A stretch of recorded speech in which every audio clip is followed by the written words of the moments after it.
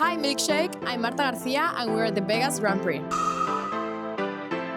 Marta, nice to meet you. I have lots of racing questions, but I also want to ask you about this particular look first. How did you decide on your look for today? To be honest, I bought this 2 weeks ago. I like the jacket, this, I like it. It's quite formal. Sometimes I don't really know what to wear. It's quite difficult for me to find the perfect outfit. This is all black. I like to go all black normally. Okay. I have a problem with the color, with black.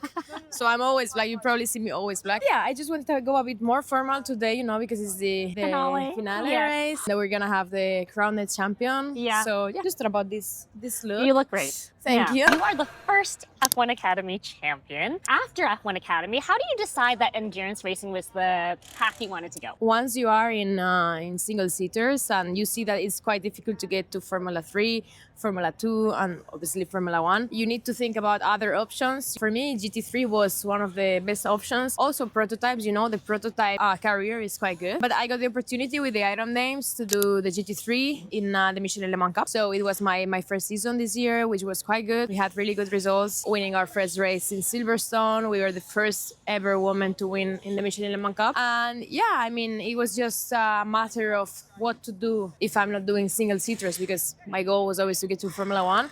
But that goal stayed like a dream, let's say. And then I had to open up a bit more like to GTs and prototypes and so on. Okay. How did you have to prep differently to start endurance racing from going from open wheel? Was the training different? Is the mindset also different? Yeah, I would say it's quite different, the training, because normally when you're doing single seaters, you're used to doing a lot of strength, like upper body strength, the neck needs to be really good. Right. Also the forearms, the arms, everything upper body. But then when you go to GTs, you're racing for at least an hour, 1 hour 15, 1 hour 30 stints. So you really need to build the resistance. So you need to start training more cardio, more zone 2, like staying in the bike for like 1 hour and a half, 2 hours. So that's how my training changed, because I used to do a lot of strength and now I'm doing a lot of cardiovascular training. Right. So that's one of the main differences in terms of training. And then about the car, mainly the GT is more of a lazy car. You drive it a bit differently than the single seater. You need to be more patient because it's more lazy. And in general, I would say that's the main difference. And obviously it's a team sport, right? In endurance racing. What is that actually like? Like, how do you work with the other drivers when you're going from an individual driver in F1 Academy and single seaters to something like that? Yeah, it's a bit curious at the first time, because normally you're alone in the single seater. You have your team, obviously, but you're always alone driving, and the job is all in your hands, and also from the mechanics and so on. But when you go to GTs, then you realize that it's not just you that is driving the car, it's also another teammate or maybe two teammates. Your job, you need to do what you can, but also the other girls, in my case, my teammates need to do also a good job. So all of us need to do a good job. Also the feedback between all of us, putting the setup where we all feel comfortable with the car, because we have different driving styles. So sometimes we need to change setups in order for some of the drivers to feel a bit more comfortable. And yeah, it's been great. My teammate this season was Vanina X. She's the daughter of JKX. Okay. So she's amazing. I love her. She's like my racing mom. She's 50 years old. I'm 25. Yeah. And she was a bronze driver and I was a silver driver. So yeah, it was a really good experience for me, my first season in the GT. And how do you decide who's driving in the daytime versus nighttime? Well, for us, sadly, we did not have any nighttime race. We did not do any 24-hour of Le Mans just yet. Okay. That's my target, to be in the 24 hours. Okay. But talking about that, normally in the 24-hour of Le Mans, you have to do a certain time on track per driver. So normally, it really depends on the strategy of the team. If I'm not wrong, the bronze, which is the slowest driver, needs to do, I think, a minimum of 6 to 7 hours. Okay. And then the other drivers need to do the rest, see. the gold and the silver. So, it really depends on the strategy of the team and how you want to deal with it, who wants to drive in the night. But mainly, you would put in the night probably the pros. How long are each stint before you trade off? It could be a long stint. In my case, our race was 2 hours. So it's 1 hour for Vanina, for the bronze, and 1 hour for me. Normally, I always do 1 hour 15. She's doing like 45, 50 minutes. Right. And if we talk about 24 hours and stuff like this, you could triple the stint, you could quadruple the stint. Maybe you are like 3 hours inside the car. So it's quite tough. You Yeah. need to build that And cardiovascular mentally, training. to focus, yeah. Also, yeah. I feel like there's so much more strategy actually in endurance racing because there's so many more factors involved. Yeah, exactly. How did you and the Iron Dames come together? Were they a team that you sought out after F1 Academy, or how did that come together? Yeah, I mean, when I was doing the Formula One Academy and I won, I was doing Formula Regional. That's what I had to do.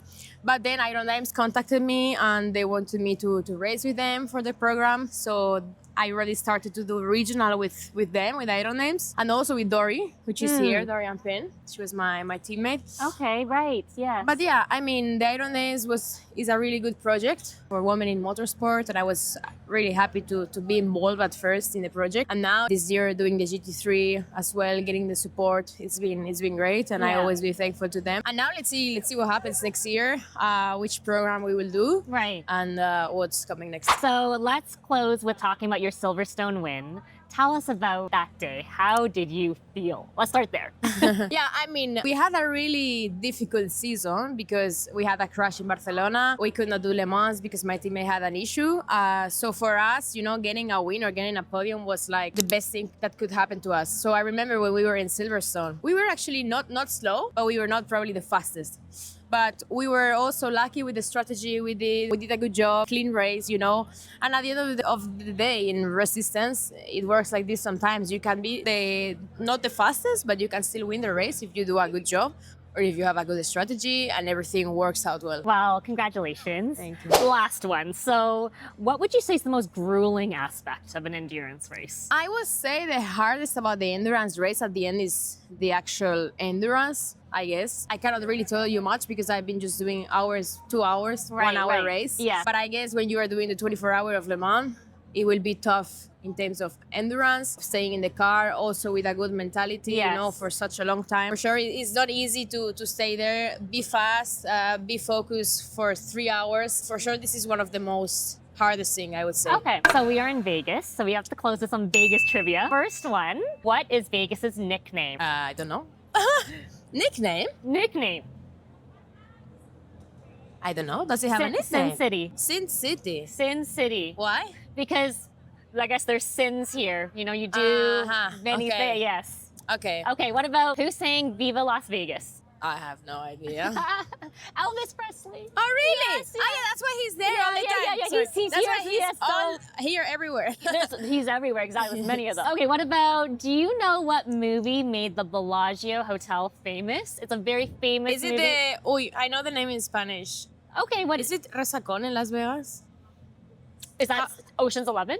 No. Oh, okay, at least you're honest. Where was the original Las Vegas Grand Prix held? The original Las Vegas Grand Prix held. It was not in Vegas? It was here, but where? Where? When was that first Grand Prix? A while ago. Like years. Oh God, I have It was no at a idea. hotel. At a hotel? Oh, yeah. Is it there? Yeah? The Paris? No? At the Caesar's Palace. It was in the Caesar's Palace parking Ah. lot. Oh my God. Who won the first modern day Las Vegas Grand Prix in 2023? You know what? I don't remember. Because who won last year in Vegas? George. And then who won the year before? Don't remember. Who won everything that year? Oh, Max. Yeah. For sure. Yeah, makes sense. That's it. Thanks for joining us. Thank you.